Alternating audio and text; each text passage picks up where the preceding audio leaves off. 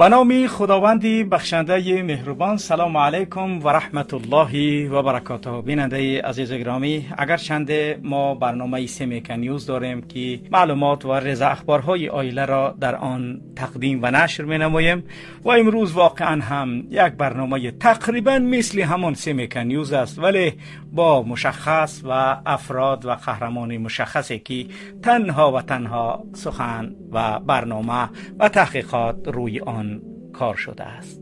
و عنوان این برنامه چنین است: دیسکا کرال تاجیکستان، شاهزاده فحشای عائلوی، یا دیسکا کرال تاجیکستان، چهره محب نامرد باشم و زنده باشم از نزدیک. بله، محب اسدالله سعداللهیف، دادر عزیزمای گزیتخانه که زوجه پیشوای معظم داخل ناخونک برای نه تنها خواننده و بیننده اصلاح شناس است، او را تمام تاجیکستان میشناسند. وی چمپیونی یگان نمود ورزش نیست، شاعر و نویسنده، آوازخوان و عالم هم نیست، بریگادیر، سردار اوچاسکا، رئیس سوخاز و ناحیه، وکیل مجلسی، حتی جماعت هم نیست، اما زنامینیتی و معروف است به حد. زنامینیتی را برحمش گفتی گپا. انا همین محب است، باورم کنید.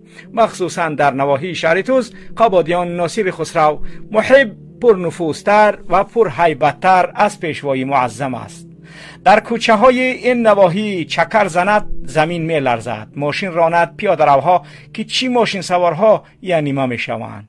گایشنیک ها پشت دیوار و سایه درخت ها می دوند که یکی اکی محب نزنمانه و جواب شام بوتا. بله، واقعا هم آنچه که هست تنها این را مردم آن سه منطقه قبادیان و ناصر خسرو و شهر توز به خوبی می دانند. محب صاحب این قسمت تاجیکستان است. چند سالی پیش بازار اینام عبداللهیف ها را در شهر توز تصرف کرد و گرفت که نوار جنجال آن تا حالا در بال عنکبوتی جهانی اینترنت کشال است و این سخنی ماندگار از وی که نامرد باشم و زنده باشم هم از جریان همان جنجال است که او را شهره آفاق کرد. نامرد باشم زنده باشم، نامرد باشم زنده باشم. کسی از تاجران بعد غصب این بازار آنجا نرفت، قهرش کرد و بازار مرکزی ناحیه را آشکارا و آتش کشید تا که فروشنده و خریدارها و بازار تصرف کرده ای وی روند. خودش یگان چی نساخته است، ساخته دیگرها را زخم و تیت میکند. تمام زمین و زمان این نواحی در اختیار محب است. به اجازت محب اینجا کسی کار کرده نمیتواند. در این جای برنامه از مطلب پیشینه اصلاح که یک پاره را پیشکش می نماییم که اثبات این ادعایمان خواهد بود. که من با دو دومدگی عدستی سعداللهیف میبود سربچه جناب اولی است که در همین روی راست میبرد و گام میزند که من سربچه جناب اولی هستم. تو کی هستی؟ و میخواهد که تمام ملک مولی مویه به هیچی گیرد. وطنمان را دوست داریم، صدقاً دوست داریم، بنیاد کنیم، آباد کنیم. حاجی امیر، حاجی محب، حاجی رحمت الله، برادران زوجه امام علی رحمانوف 85% ناحیه را، زمین ها را، چراگاه ها را، انشاءاتی بازمانده از دوران شوروی را از آن خود کردند. 9 کیلومتر دورتر از محل زیست ما برای بنیاد بازار 3 هکتار زمین جدا شده بود. در داخل آن یک دیسکوتک با نام بلخ 4 سال کار کرد. ورود به این دیسکوتک 10 سامانی نرخ داشت و از آنی حاجی امرالله بود. آنجا را هم با مردم همچون اوچاسکای نزد حولگی فروختند. یک ساتیخ آن 25-30 هزار سامانی. چند کس در آنجا خانه ساخته و فعلا زندگانی دارند. من خودم شاهد حالم که ناظر منطقوی یک چوپان حاجی امرالله را برای مست و شرخراندنش موتورسیکل دستگیر کرده به شعبه داخله آوردند. خب دقت دید و سود مید اکسپرت خلاصه خود را هم داد که در حالت سرخوشی سر فرمان موتورسیکل نشسته است. نو پرونده ترتیب داده برای 15 شبانه روز شناندنی بودند که ولی چه به عدل آمده. آن ناظر منطقوی را دشنامهای قبیح کرد، نه زن ماند و نه فرزند و نه حتی پگان ملیسگی، همه را حقارت کرد. میدانید برای چی؟ برای اینکه اون چوپانی حاجی امیر است. خوب دیگر دقت کنید.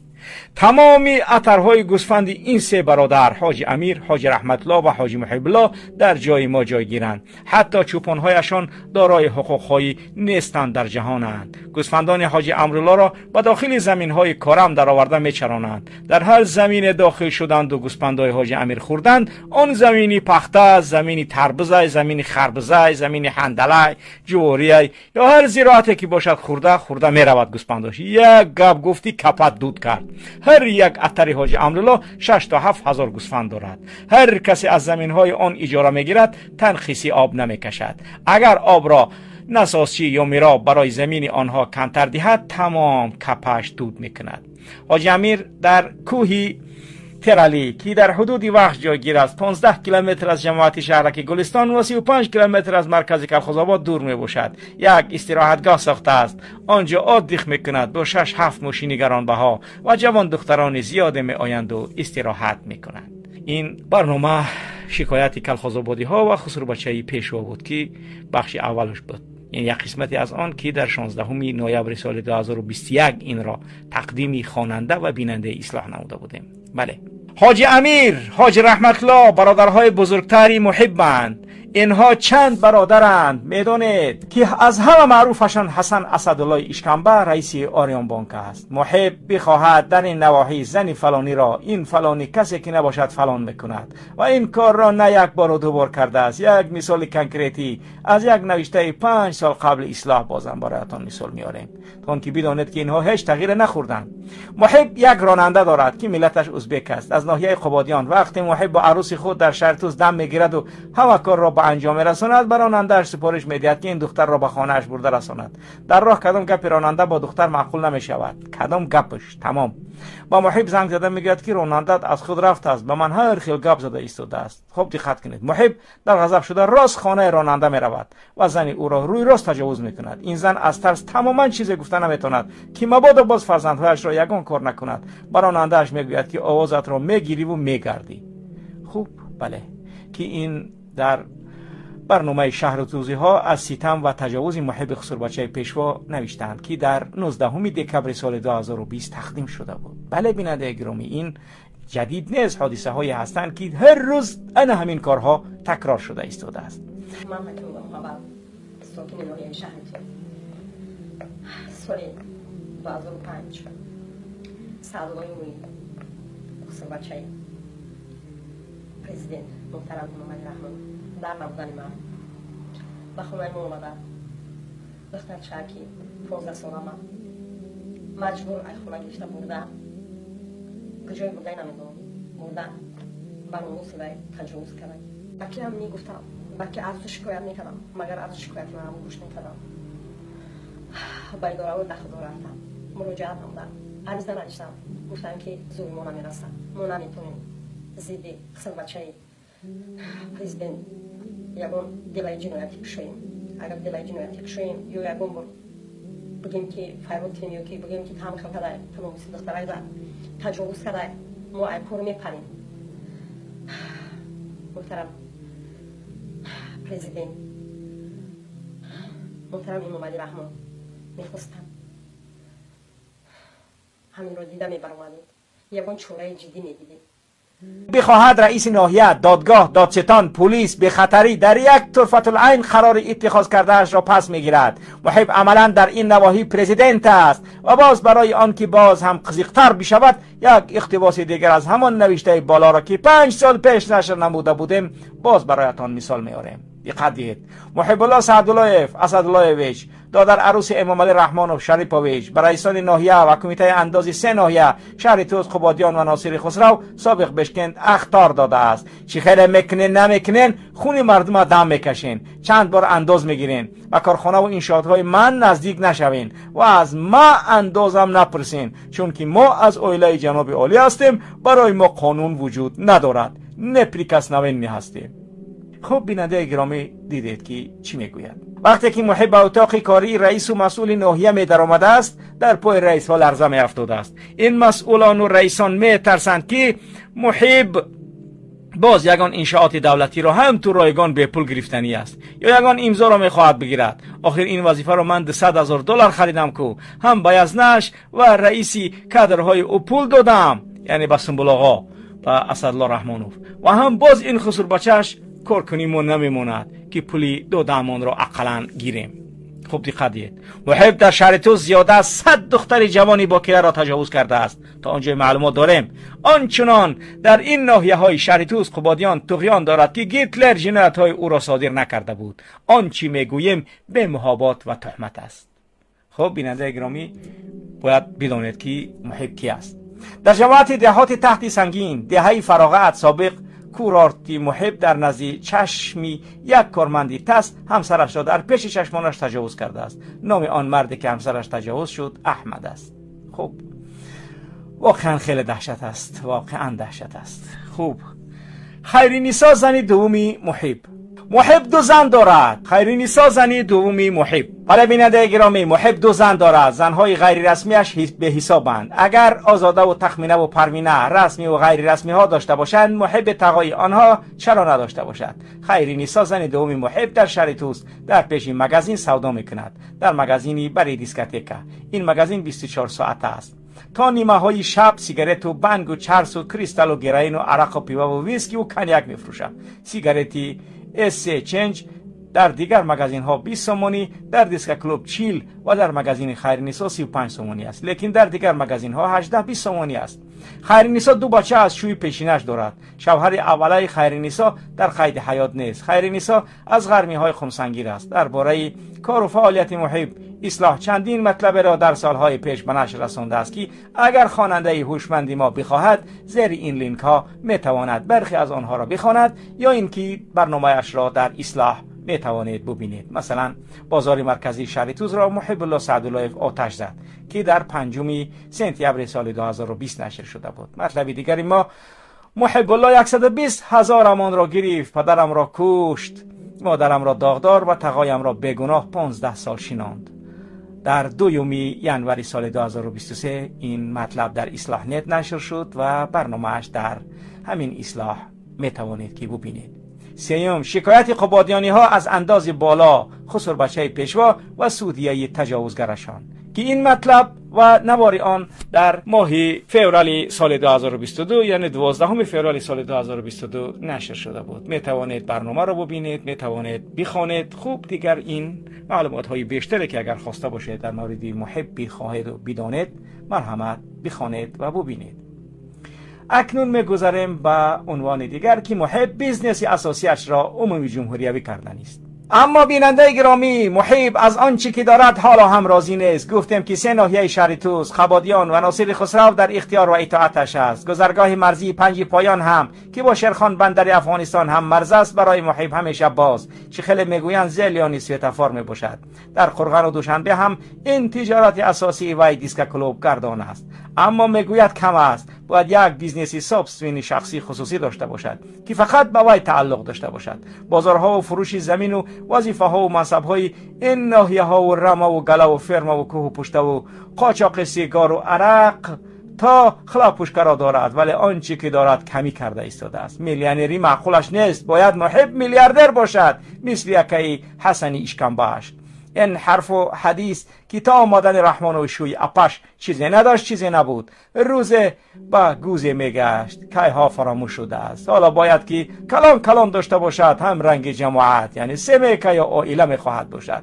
معلوم نیست که این ایده بزرگ در سر خود محب آمده باشد یا در سر منصور دولت و جیانش یا طالبی کتفی راستش که امروزها او را در وسوسه غصب و تصرف تمام دیسک کلوب های تاجیکستان افتانده است. گفته است که چرا فلانی ها رستم، زائیر، اسماعیل پینگوین، شمس‌الله، حسن، آزاده، تخمینه، پروینه و دیگرها در تمام کشور دارند، من با همین 3 ناحیه قرار بستم. خوب دقت بیننده گرامی، این 3 ناحیه کمی کرده است از برای محبت. می آید پیش عزیز مای گزیت خانه که ارزی مطلب میکند، دل میکفاند. اپشکا ما باید تمام دیسک کلوبای تویسون را بگیرم. دوله تو هم هست. این بیزنس با یگان کسی دیگرمون تعلق ندارد. همه جا را پد کنترل کردیم. اینجا را هم باید کنترل کنیم. خوب، بله بیننده گرامی، این سخن محب است. پیشنهادی دالیا عزیز ما را به توقعت میکند. شبانه نوشکه تنوکی توریش عزیز ما میپوشد و بکل کلانی پیشینیشنی و در یک طبقچه نقل یا زکوسکا میدرورد در جایگاه پیشوا که پیشوا خرخر داره. ای پیرخر حرام بخی ایجاد منبری خنخری نگینه دا نرفتی یا دیگه خر وری مسجدی اپاراتت نجم بیدیسته. پیشوای معظم اساسدار صلح جناب عالی زود خیز روی دیوان شیشت. ما بگی ایرا ای مسکو روید کدیان اساسدار گرفته قلمباس در سر کشید، زکوس کم نکرد، در پشت دست پاک کرد. عزیز ما گفت که همه جورا تحت کنترل گرفتی، یگان تروریست اومده نمیتونه. لیکن همین دیسک کلوبو به نظارت. در دیسک کلوب تروریست چیکار میکنه؟ رحمانوف میگه تروریستا در مچی تن. عزیز ما میگه برای اون که اونجاها تحت کنترل نیست، امکانش هست که درآیند در دیسکوتکا. رستم زود میرود، فرزانه هر شب دیسکوتکا میرود. تخمینه سامان اسماعیل فراموش نکن که وقتای اخیر جای دوست داشته فرزانه دخترمون همین جاها هست. زرینه هم یک پوش کنده نیست، خی آزاده بس کدای. گپی مرانه نگو بگیر تمام دیسکوتکا ها را به دست یک آدم خودمون بوده. محب تجربه کلان داره. ای محب اسپریدل رحمانوف میگه در سرمان یکم بالا نخیزونه، زتا تجربه داره، میتوند. گپ همین، ما پگه بچه ها را فیراد میکنم و چند روزی پس چندین دیسک کلوب را بستند و نوار کردند و در شبکه های تلویزیونی یوتیوب و همه جا به نمایش گذاشتند و خاور هم نوشت. ببینیم که خاور چی نوشته است. در تاریخ 22 اکتبر امید خاور نوشت از جانب کارمندان ریاست وزارت کارهای داخلی در شهر دوشنبه در دایره عملیات مخصوصی اخلاق و ترتیبات فعالیت 17 مرکز دلخوشی قطع کرده شد. طوری از ریاست وزارت کارهای داخلی در شهر دوشنبه به امید خاور اطلاع دادند عملیات در زمینه مراجعت و شکایت های پیوسته ساکنان دایر به خللدار نمودن آرامی شبانه و رعایت نکردن طلبات قانونگذاری از جانب مرکزهای دلخوشی گذرانده شد. نسبت به صاحب ملکان این مرکزها تدبیرهای قانونی اندیشیده شده. مواد ضروری برای بررسی این بعده و مقامات دخلدار پیشنهاد گردید. همزمان با شهروندانی که در مرکزهای دلخوشی بودند عاید بر رعایت قانون و ترتیبات جمعیتی کارهای فهماندهی گذرانده شد. یعنی عزیز ما گزیت خنک دست به کار شد و شاهرخ سیدزاده سردار میلیسیای دوشنبه را که پسر خانده‌اش میباشد وارد عملیات کرد و شاهرخ هم با یک شب خون این همه دیسک کلوب یا نایت کلوب ها را جاشته بست. خوب بیننده گرامی دیده ایستادید که یعنی خاور چی گفت و واقعیت چی هست. اما بیننده عزیز و گرامی دیسک کلوب های محب فعالند، مثلا مرحبا در شهر توز و ملکه در خرغن. اصلا نمی شود اینها را دیسک کلوب مرکز دلخوشی نامید. عملا آنها بریتان، بردل و با تاجیکی فاحشه‌خانه های مستند. یک نفر از خبرنگاران اصلاح در یک نوار صوتی گفت که وقتهای اخیر بیزنس اساسی محب دیسکوتک های شده است.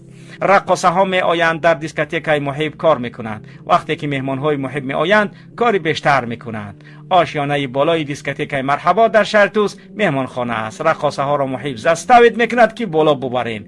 قطعی همان ها دم بگیرند. لبای چی بخوان اجرا بکنند. ای دهان ای پشت خیلی دیگه که همه قطعشون اتنشینی بیزب نکنین مهمونویا. در مرکز خرغن هم یک دیسکوتک دارد با نام ملکه، در خبادیان هم دارد. و اون ملکه که در نوار دیدید که از وزارت کارهای داخلی گفته است این ملکه دوشنبه است. شما اینا با اونا اشتباه نگیرید. خوب بله. خوب اکنون میگذاریم به جلسه عائله. معلوم گردید بستن این 17 دیسک کلوب ها در پایتخت عینی بستن زپرفکه های امید 88 قطعی ست مغازه های آریم تصرف اموال ده ها تاجر دیگر می باشد که هدف دیگر دارد و بستن این مکان های فحشا نه به خاطر ناراحتی ساکنان دوشنبه برای با محب سپاریدن آنها هست که در آینده نزدیک شاهدش خواهیم شد. و تا آنجا که اطلاع رسید به اصلاح نقشه بستن این دیسک کلوب ها را در سراسر کشور از جمله خوجند و کلاب هم کشیدند. در شورای عائله رحمانوف جلسه دایر و پیشنهاد عزیز ما گزیت خنک که تمام دیسک کلوب های تاجیکستان با محب سپاریده شود از طرف اعضای عائله هم پذیرفته شده است. فرزانه ضمن سخنرانی از دیسک کلوب ملکه تقایش تعریف و توصیف کرده گفته است که تقا در این ساحه پروفی شدند، از عهده اداره همش میبرویند. پروینه سخت دستگیری کرده است برای آنکه کریستال و دیگر تابلت که های اکستازی و با خصوص متافنتامینی صفت فرمای وی با حضور و با دل پر به سودا گذاشته می شود. باید در این دیسک کلوب ها سرویس امنیتی پروفسیونال جلب کرده شود. توصیه کرده از آزاده. تخمینه پیشنهاد کرده است که ماشین های دراز که حالا شه و داماد میکشند لیموزینا برای هر دیسک کلوب هم دسترس کرده شود، چون که بعضی مشتری ها میخواهند ادامه کارشان را یعنی ادامه فحش را در چنین ماشین ها انجام دهند و باید به میلیسای شهر فهمانده شود که من بعد گای ها آنها را منع نکنند. در حالتی که ماشین لیموزینی مثلا آزاده میخواد که چند تا لیموزین بیاره مانا دام دیسک کلوبو تون که آزاده میخواد با ایروی فحشا پل کار کنه، یعنی ملسو نقپه، یعنی اینو را گنگاب نگن گفته. پیشنهاد رخشانه که طریق آنلاین در جلسه از لندن شرکت کرده است، ساختن یک دیسک کلوب در ورزاب با دیکی پلیاژ بوده است. سبحان الله.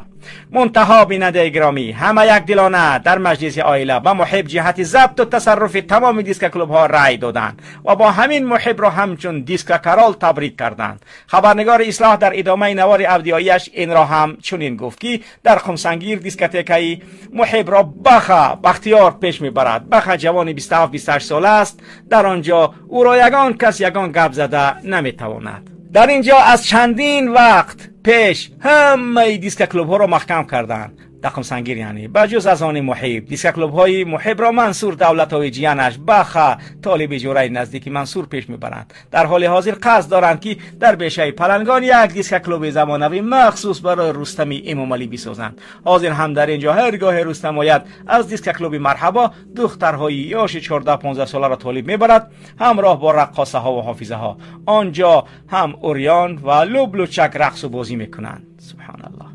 پروینه و اشرف گلوی شوهری پروینه ایده ضبط و تصرف دیسک کلوب ها و به اطاعت محب واگذاری آن را با خوشحالی و خرسندی زیاد پذیرفته وعده کردند که در ساخت و نوسازی آنها بدرخ کمک خواهند کرد. یکی از مقصدهای اساسی در اختیار و اطاعت محب واگذاری تمام دیسک کلوب، مرکزهای دلخوشی، جلب دختران به این کار و در آینده به خارج دبی، ترکیه فروختن آنها هست. چون که سکس ایندوستری پردرآمدترین نوع تجارت در جهان است که حتی از فروش سلاح و نارکوتیک هم منفعت آورتر است. برای پروینه این دیسک کلوب های رینکس بیت بازار فروش داروهایش می شود و برای اشرف شوهری یعنی انا همین پروینه اینجا منبع جمع آوری دخترها برای قاچاق به ترکیه و دبی. در عین زمان نیز محب توسط 5 پایان شیرخان بندر هر هفته 4-5 دخترک تاجیک به افغانستان گذرانده ایستاده است. یک نفر افغان گاه در هفته 2 و گاه یک مرتبه دختر یا 2 دختر را گذرانده ایستاده است. به این ترتیب به این نزدیکی ها محب به دیسک کرال تاجیکستان تبدیل می شود. و در آخری نوشته یک اقتباس را از یک نوشته قبلی اصلاح که با نام شهر توزیع ها از ستم و تجاوز محب خسرو بچه پیشوا نوشتند در ماه دکبر سال 2020 چاپ شده بود. پیشکشتان می نماییم که نوارش هم در اصلاح هست. از این میفهمید که همین دیسک کلوب مرحبا هم از آن نفر دیگر است. یک نفر ازبک که محب آن را کشیده گرفته است و نقطه به جای از همه وحشتناک و حیرت آورش این است که با کار این دیسک کلوب خود امام علی رحمانوف با بریدن لنت تعاقه می‌دهد. خوب دقت دهید. به قریبی در شهر توس یک تویخانه ساخته شد. نامش را گذاشتند مرحبا. در اصل در اینجا یک آشخانه عمل میکرد و نامش هم بود کلاب 2700 سالگی. صاحب آن یک ازبکی محلی بود. از دست او این آشخانه را محب کشیده گرفت. یک روز مهلت داد که چیز و چاره‌اش را برآورد. این بیچاره ازبک مرد 60 ساله که تمام عمر و تمام اولادش در اینجا بود با دیگ و کاسه و چمچه و طبق و کاسه و ویلکش ندانست که چیکار کند و زندگیش را چه خیل پیش برد. اشک در چشمانش جاری در قد کوچه حیران و سرسان مثل بیماران روحی راه میرفت. خیلی گریه کرد ولی یگان جا شکایت و عرض نکرد چون میدانست که بر ضد محب هیچ کجا شکایتش فایده ندارد. اما دهشتناکتر از این کار امام علی رحمانوف بود که آمد ولی انتهی این توی خانه را یا این سلطو خانه را یا این فحش خانه را زیر رقص و سرود قیچی کرد. همه‌شان خرسند و در تلویزیون هم گفتند که آن را یک صاحب کار شهر توزیع برای مردم ساخته است، برای چند نفر جای کار مهیا کرده است. اما این همه دروغ بود. خاک بر سری چون این دولتداری و رعیت داری. مردم شهر توس که کیها از رحمانوف اخلاصش گشته بود باز بیشتر به او نفرتشان زیاد شد. اما بیننده عزیز گرامی، این برام توی خانه 3 آشیانه می باشد. در آشیانه یکم دیسک کلوب، فحش خانه روی راست محب است، آشیانه دومش توی خانه و سومی مهمان خانه است. نخواد تاجیکستان تا این درجه خراب و کافرستان شده باشد که در روبروی مکتب شماره 1 و در مابین خلق فحش خانه ساخته، از شب تا سحر موزیک را بلند کرده، گرد و اطراف را ناراحت و بی‌ضابطه سازی. همسایه ها چند بار به پروکراتور نوشتند که ما از دست این دیسک کلوب خواب کرده نمیتونیم، اما یگان کس چاره اینها را ندید چون که میدانند او به کی تعلق دارد. واقعا هم نوشته بودند و در برنامه نامه ها، یعنی که اگر کسی دیده باشد در این قضیه صحبت نموده بودیم که چگونه مردم شکایت میکنن که دخترامون در مکتب میدروین، از اونجا میبروین، یعنی که میبینن که همین فاحشه‌خانه در پیشان هست، واقعا دهشت است. اما رحمانوف با دست خودشون را برید لنتش تا اینکه یعنی که این جنایت ها صورت گیرد. بله تا امروز رحمانوف لنته یگان مسجد برید نه، اون لنته مسجد قطر بود که یعنی که میدونی که اون هم یک مسئله سیاسی است و این مسئله ای نیست که رحمانوف در فکری ساختن مسجد یا اینکه آنچه به اسلام و مسلمان ها مربوط باشد کار کرده باشد. بله اکنون در مورد این برنامه آخر سخن یا دیسک کارال را کی برداشت، همین ها هم می بردارند. بله این همه قهرمانی های محب از آسمان نه افتاد بیننده گرامی، و از بی فرهنگی خود قدرت نساخت، قدرت را اولادش به دهانش گذاشتند. همین هایی که امروز در فیسبوک از بدرفتاری رفیقان مینالند، همان روز در جلسه عائله قراری دادند که تمام فاحشه‌خانه های رسمی کشور به یک آدم داده شود. به کی؟ به همین محب. پس گناه محب تنها تجاوز نیست، گناه اساسی آن سیاست است که تجاوز را به بیزنس تبدیل داد. اینجا دیگر گپ سر یک شوخی محلی یا یک خسر بچه‌ای به فرهنگ نیست. ما با ساختار رسمی فحش و قاچاق انسان رو برای ملت عزیزم که از اتاق خوابشان در ورزاب تا گذرگاه 5 پایان را مثل کانور اداره میکنند. یعنی دختر از دیسکتک می براید، از بالایش پرافی می آموزد، به مهمان خانه می برند، بعداً به دبی، ترکیه می فروشند و تمام این راه را مثل دولتی، گمرکی دولتی، دادستان دولتی و تلویزیون دولتی تأمین و پوشش میکنند. بله این نه فقط فساد است، این فروش ملت خود است، این فروش دختران تاجیک است، این فاحشه شدن خواهران و دختران و نزدیکانی ما و توست. محب خود از خود قوی نیست، قوی بودن او دلیل فقیر بودن دولت است. وقتی یک چوپان آنها می تواند ملیسه را دشنام دهد و هیچ چیز نشود، وقتی یک صاحب دیسک کلوب یعنی محب می تواند زن راننده‌اش را در رو برای شوهرش تجاوز کند و کسی چیزی نگوید، معنایش این است که در آنجا نه قانون هست، نه دولت هست، نه قضا هست، فقط عائله هست و هر جا که دولت می فروزد ولی عائله می جوشد، همانجا فحشا به شکل رسمی قانونی می شود. امروز آنها را دیسک کرال خوانید، فردا اگر خواستند می توانند نرکا کرال، غلام کرال، زمین کرال شوند، تا وقتی که ما خاموش باشیم، چون قدرت آنها نه از پول نه از مقام، از خاموشی مردم می آید. بله همین مردم است که دید که یک ازبک 60 ساله را از آشخانه اش راندند و چیزی نگفت. همین مردم دید که در رو بروی مکتب شماره 1 فاحشه‌خانه ساختند و رحمانوف لنته آن را برید، چیزی نگفت. همین مردم دید که بازار را سوزاندند تا مردم با بازار محب روند، باز هم چیزی نگفت. وقتی مردم چیزی نگفت، آنها فهمیدند این ملت برای فروختن دیگر آماده است.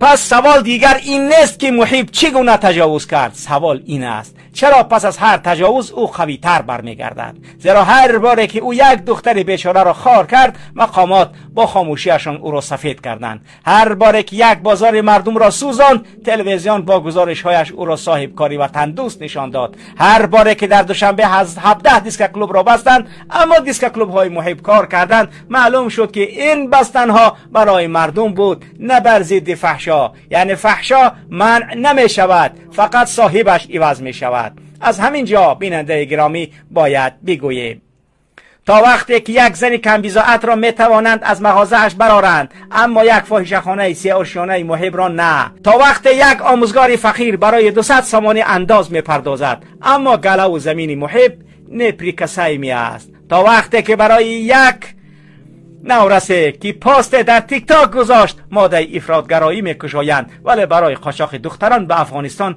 تشکر برای همکاری میگویند. این دولت نه از افراطگرایی، نه از فحشا، نه از کروپسیا میترسد. این دولت از یک چیز میترسد، از افشای حقیقت. چنان اصلاح هر روزها این کار را انجام میدهد. برای همین این برنامه اصلاح را بند کردن میخواهند. برای همین است که برنامه ها و نوشته ها و سامانه اصلاح را میخواهند بند کنند. برای همین از بیرون سایت را میزنند. برای همین با محمد اقبال پرونده میپیچانند. برای همین هر که نام این اولاد را گفت تروریست می شود، اکستریمیست می شود، خائن ملت می شود. زیرا این نوشته ها، این برنامه ها چیزی را فاش می کند که آنها بسیار می خواهند پنهان ماند. فحشا و قاچاق و بازارسوزی همه این تجارت خانواده است. پس آخر سخن این است: تا دمی که یک محب میتواند یک ازبک 60 ساله را از نان و بازارش راند، یک دختر 15 ساله را از دیسکوتک و بشه پلنگان برد، یک ملیسه میتواند به جای همسایه پاسبانی فاحشه خانه کند، این کشور از داخل استعمار شده است و تا این استعمار خانوادگی شکسته نشود، هیچ انقلاب، هیچ اصلاح، هیچ انتخابات چیزی را دیگر نمی کند. بله، بگذار بدانند دیسک کرال را همینها کرال کردند، همینها روز مجبور می شوند او را بکشند یا از صحنه برند، چون هر فاسد وقت کلان شد خودش برای خود خطر می شود و یا مردم پیشتر از آنها این کار را می کنند. این برنامه نزید یک آدم بلکه علیه همه آنهاست که تاجیکستان را از کشور دهقان و معلم و زیایی به کشور فاحشه خانه و دیسک کلوب های آیلوی تبدیل دادند و ما وظیفه داریم شهروند عزیز این کشور که بگوییم، اگر نگوییم فردا این فاحشه خانه به خانه های ما، به نزد زن و دختران ما و شما می آید. نوشته شد، برنامه شد، بیان شد تا در یاد بماند. بله، خب بیننده گرامی، این بود برنامه امروز ما. امیدواریم برای هر یک نفری که دختر دارد، خواهر دارد، همسر دارد، جیان دارد، یک درد است، باید آن را بداند که با خاموش ایستادن در مقابل این بیناموسی ها ما و شما دیوس میگردیم و دیوس برایش جنت حرام است. خدا کند که هر یک مرد این ملت شجاعت و حمیت دینی خود را به دست بگیرد و در مقابل این فحشا و این دیسک کرال خائن و نامرد بیستند و بگویند اینجا تاجیکستان است و تاجیک مسلمان است و تو حق نداری این کار را بکنی. شما بود محمد اقبال صدرالدین. سلام علیکم و رحمت الله و برکاته.